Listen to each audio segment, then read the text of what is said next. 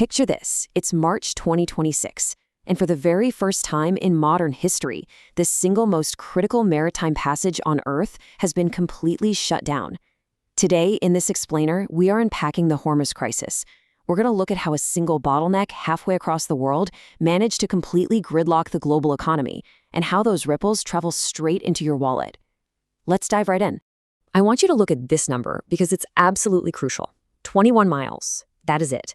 That's the width of the Strait of Hormuz at its absolute narrowest point. And within that tiny space, you only have 2 shipping lanes, each just about 2 miles across, with a 2-mile buffer in between. That is the entire passage connecting the Persian Gulf to the open ocean. I really want to hook you on this sheer physical constraint right from the start, because essentially, the modern global economy is currently choking on a waterway that you could literally run a marathon across. To put that into perspective, on a normal day, you'd see about 138 commercial vessels squeezing through those narrow lanes.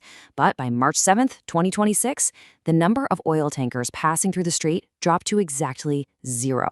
Not a single one. So you know what triggered this dead halt? Well, following coordinated strikes by the US and Israel on Iranian targets in late February, Iran's Revolutionary Guard Corps officially shut the strait to Western allied shipping. The traffic just completely, abruptly stopped. Okay, let's zoom out for a second so you can really grasp the gravity of this. If we look at the major global maritime choke points, you've got the Panama Canal, the Suez Canal, the Strait of Malacca, and then right there, wedged between the Arabian Peninsula and Iran, sits the Strait of Hormuz. Now, global trade obviously relies on all of these narrow arteries, but Hormuz, it's uniquely vulnerable. Why? Because for many of the massive energy exporters in this region, there is absolutely no alternative route to the open sea. It's this way or no way at all. Which brings us to Section 1, an empire-building crossroad. You know, to really understand the massive geopolitical weight of Hormuz today, you have to realize something fascinating. While the goods passing through have obviously changed over thousands of years, the geography of power here, it hasn't changed a bit.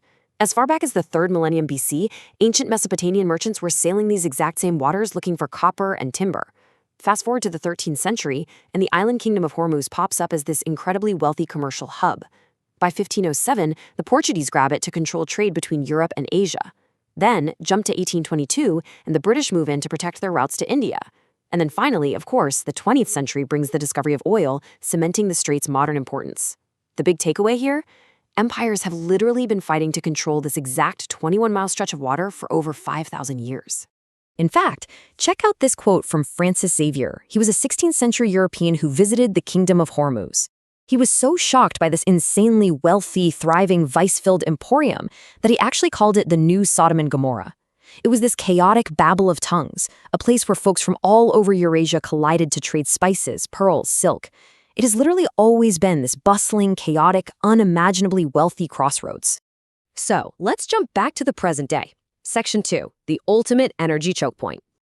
Today, obviously, we've swapped out the ancient spices and silk for crude oil and liquefied natural gas, and the sheer volume of energy trapped by this 2026 closure is just staggering. Before the crisis hit, roughly 20 million barrels of crude oil and petroleum products were squeezing through the strait every single day. That is about 25% of all global seaborne oil trade. Plus, it handled around 20% of the world's liquefied natural gas, or LNG. And here's the kicker. An overwhelming 84% of that oil was heading straight for Asian markets, places like China, India, Japan, South Korea. So this isn't just a Middle Eastern issue, right? It's a critical vulnerability that completely paralyzes the entire Asian economic engine. Now you might be wondering, hey, can't they just pipe the oil around it? Well, the math on that is frankly terrifying. Remember, normal flow is 20 million barrels a day. The absolute maximum pipeline bypass capacity, which is basically just a couple of pipelines in Saudi Arabia and the UAE pushing oil toward the Red Sea or the Arabian Sea, that tops out at roughly 3.5 to 5.5 million barrels per day. That means 5 major producing countries have absolutely zero bypass infrastructure. Mathematically speaking, you've got around 14 million barrels of oil structurally locked inside the Gulf with absolutely nowhere to go. And honestly, while oil always hogs the headlines, the LNG crisis was arguably even worse. See, Qatar is the world's second largest LNG exporter, and virtually all of its gas ships right through Hormuz. When the crisis hit, Qatar Energy and Kuwait declared force majeure, which is basically a legal clause that lifts their obligation to deliver due to unavoidable, crazy circumstances. That single sequence of events yanked 20% of the entire world's LNG supply off the market literally overnight. And unsurprisingly, European gas prices instantly doubled. That takes us to Section 3, Global Shipping in Limbo. Because the fallout goes way, way beyond just energy. We're talking about a catastrophic logistical nightmare for the global container shipping industry. By mid-March, over 200,000 TEUs, that stands for 20-foot equivalent units, basically those standard shipping containers you see on trains and trucks, were reported trapped inside the Gulf. More than 130 massive container ships were just stuck in limbo. Because of this, Dubai's flagship port, Jebel Ali, went practically dark. And just for context, Jebel Ali usually handles 15.5 million containers a year. It's the primary transshipment hub for the Middle East, East Africa, and South Asia. When a hub that massive just shuts down, the entire global supply chain gridlocks. And of course, that gridlock comes with an immediate, very real price tag.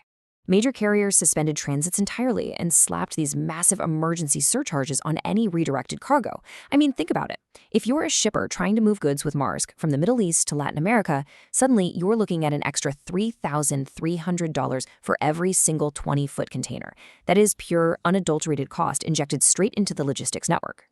Which leads us perfectly into Section 4, the inflationary ripple effect.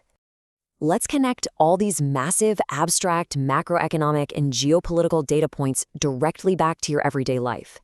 This is what we call a cascading crisis. It's like a giant domino effect. It starts with a frozen LNG carrier sitting in the Middle East.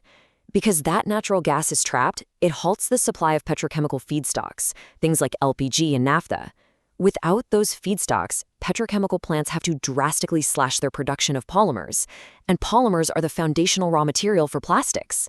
So plastics become scarce.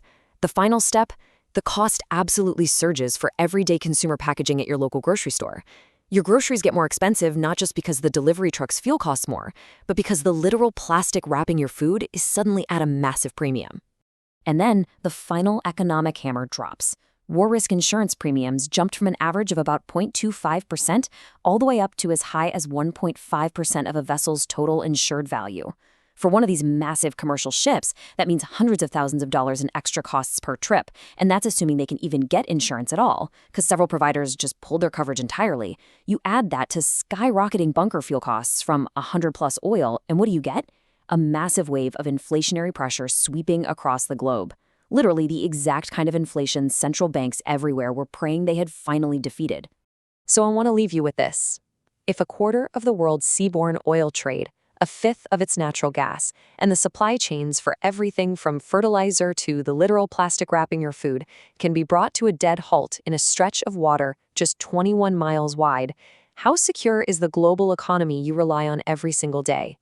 It's a pretty sobering thought about the extreme fragility of our modern world, isn't it?